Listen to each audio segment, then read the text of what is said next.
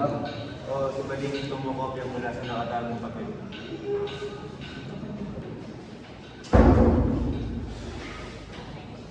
Ulit-ulit kong iniisip, baka nagkakamali lang ako. Pero sigurado ako. Sana nga nagkamali ako, pero kailangan natin magpasya.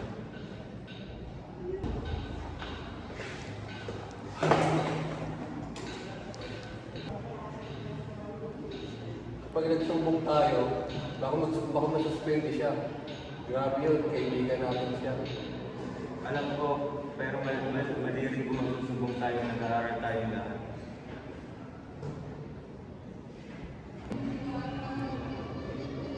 Ayoko talaga ng gulo. Paano kung mag-guide siya sa akin?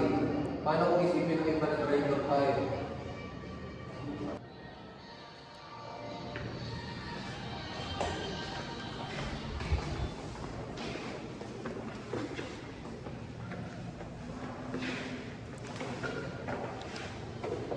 Okay, mahalaga ang nararamdaman natin.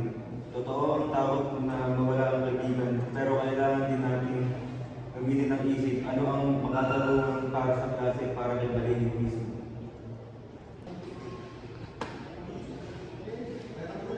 Nagsumbong tayo. Patas para sa lahat, pero baka mabigat ang parusa kay Baling. Harapin natin siya ng privado.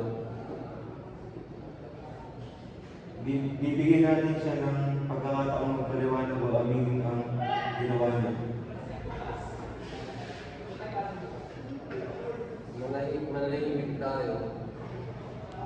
Pero kung gano'n, di matolerate natin ang mali.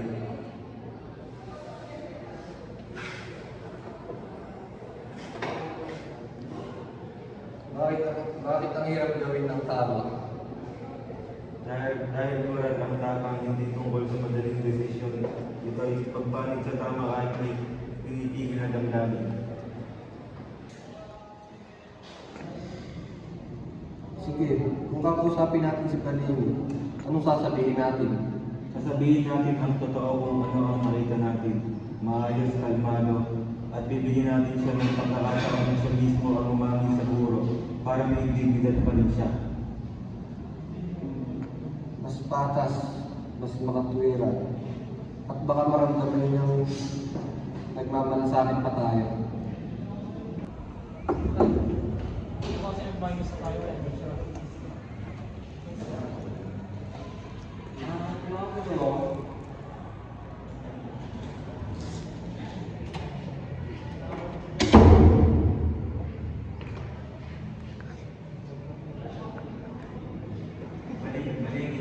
Kailangan natin pag-usapan ng isang bagay. Nakita ka namin kanina, alam namin ng daya ka.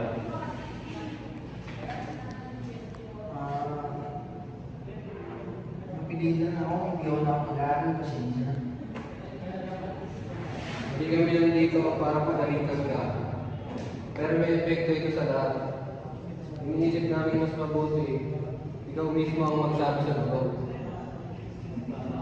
nakapagalitan ako baka mas hindi pa. Oo, may kapalit, pero pag ako ang responsibilidad, unahan pa para maitama ang mali. Pagtutulungan ka na habang ginagawa mo yun. Tama nga kayo, amin na ako buwas.